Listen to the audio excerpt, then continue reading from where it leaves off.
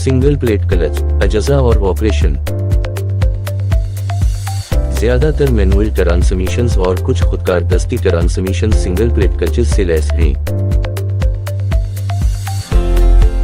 Clutch का मरकजी हिस्सा इंजन और ट्रांसमिशन के दरमियान खड़ा है। हमवार गियर की तब्दीलियों और हमवार खींचने के लिए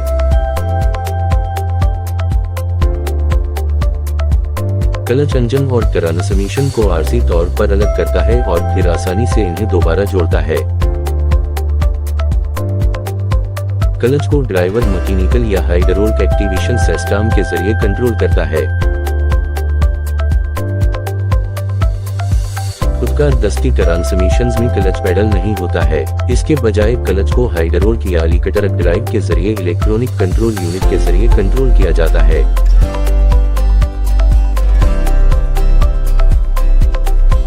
आइए सिंगल प्लेट क्लच के डिजाइन और फालियत पर एक नजर डालते हैं। मिसाल के तौर पर मैनुअल ट्रांसमिशन का इस्तेमाल करते हुए हाइड्रोलिक एक्टिवेशन सिस्टम के साथ दर्ज झैल हम अजजा क्लच बनाते हैं। क्लच प्लेट या चलाई गई प्लेट, क्लच कोर प्लेट जिसमें प्रेशर प्लेट शामिल है। क्लच फ्लाई व्हील को भी इस्तेमाल करता है जो एक ड्राइव प्लेट के तौर पर काम करता है। आखिर में क्लच एक्टिवेशन सिस्टम, ये एक हाइड्रोलिक एक्चुएटर है। क्लच कोर फ्लाई व्हील पर नस्ब है। ये क्लच प्लेट को क्लैंप करता है जो ट्रांसमिशन के इनपुट शॉफ्ट में टार्क मुंतकिल करता है। जब क्लच पेडल को दबाया जाता है तो क्लच प्लेट मुनक़ते हो जाती है और टार्क की मुंतकिली रोक देती है। ट्रांसमिशन पर ड्राइवर को मतलूबा गियर पर शिफ्ट करने की इजाजत देता है। जब पेडल जारी होता है क्लच आसानी से टार्क ट्रांसमिशन को दोबारा शुरू करता है। आइए क्लच प्लेट से शुरू करते हुए क्लच का मज़ीद तफसील से जायजा लेते हैं। प्लेट के चेहरे इसके बुनियादी अज्जा में से एक हैं। फ्लाई व्हील के दरमियान बंद होने के दौरान वो इंजन से टार्क हासिल करते हैं। और प्रेशर प्लेट फिसलना और रगड़ टार्क की हमवार मुंतकिली को यकीनी बनाने में मदद करते हैं।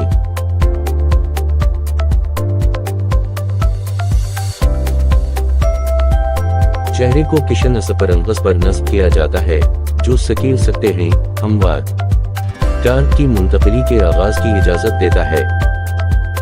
बेहतर बसरी वजाहत के लिए इस वीडियो में असपरंगा स्क्रू की लंबाई बढ़ा दी गई है।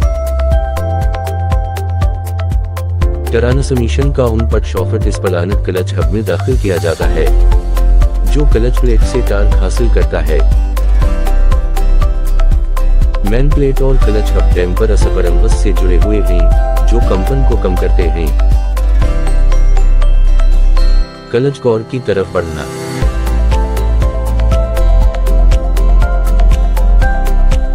ये बोल्ट के जरिए फ्लाई व्हील पर महफूज है। प्रेशर प्लेट को ड्राइव सटरपस की मदद से क्लच कोर पर लगाया जाता है। प्रेशर प्लेट क्लच प्लेट को अपने और फ्लाई व्हील के दरमियान बंद कर देती है, जबकि डायाफ्राम सुप्रीम कुव्वत पैदा करता है। प्रेशर प्लेट को इसकी लचक का इस्तेमाल करते हुए क्लच प्लेट पर दबाने के लिए जरूरी है। क्लच कोर पर नस्ब दो टार्क के हल्के डायाफ्राम के असपरंग को सपोर्ट करते हैं। जब असपरंग के अंदरूनी हिस्से को अंदर धकेल दिया जाता है तो उसका बैरूनी हिस्सा बाहर की तरफ निकलता है। क्लच प्लेट और इस तरह टार्क ट्रांसमिशन को रोकें।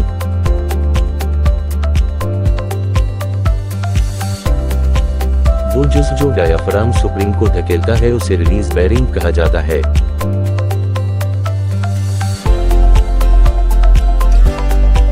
ये उस वक्त होता है जब ड्राइवर क्लच पेडल को दबाता है, इस तरह क्लच एक्टिवेशन सिस्टम को फाल करता है।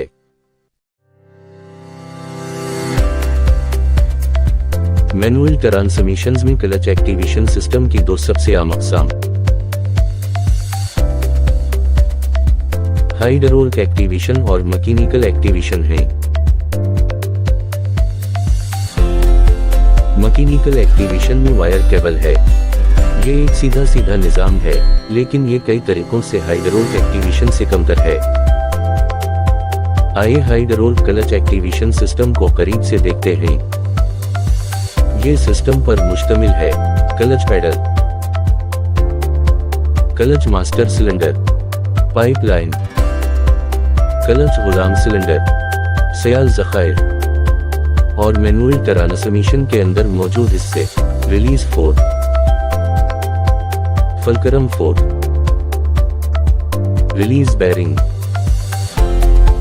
और रिलीज बैरिंग गाइड। नोट करें कि सयाल का जखीरा ब्रेक सिस्टम के साथ शेयर किया जा सकता है या आजाद हो सकता है।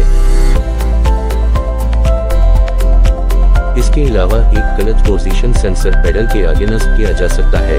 इंजन कंट्रोल यूनिट को मतलब करें कि आया क्लच पेडल दबाया गया है। आइए देखते हैं कि जब ड्राइवर क्लच पेडल दबाता है तो क्या होता है। जब पेडल को अंदर धकेल दिया जाता है, पिस्टन मास्टर सिलेंडर से सयाल को हटा देता है। बाद में सयाल को पाइपलाइन के साथ सिलेंडर तक पहुंचाया जाता है। सयाल के दबाव की वजह से गुलाम सिलेंडर के अंदर पिस्टन रिलीज फोर्क को मजबूर करता है। पुश रॉड के जरिए रिलीज फोर्क फिर रिलीज बैरिंग को हरकत देता है, जो क्लच कॉर्ड के डायाफ्राम स्प्रिंग को दबाता है, जिसकी वजह से प्रेशर प्लेट पीछे की तरफ फिसल जाती है। इसके बाद प्रेशर प्लेट क्लच प्लेट को जारी करती है, इंजन को ट्रांसमिशन से अलग करती है। रिलीज बैरिंग दबाने वाली सतह और क्लच कॉर्ड को एक साथ घूमने देता है, जबकि रिलीज बैरिंग होल्डर साकिन रहता है।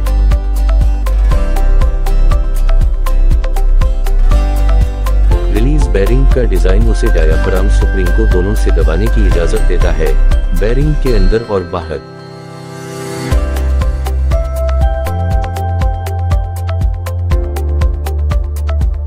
एक और बैरिंग पायलट बैरिंग करीनक शॉफट के बीच में रखा गया है। ये बैरिंग ट्रांसमिशन के उन पट शॉफट को सपोर्ट फराहम करता है। ये सिंगल प्लेट क्लच के हमारे जायजे को खत्म करता है।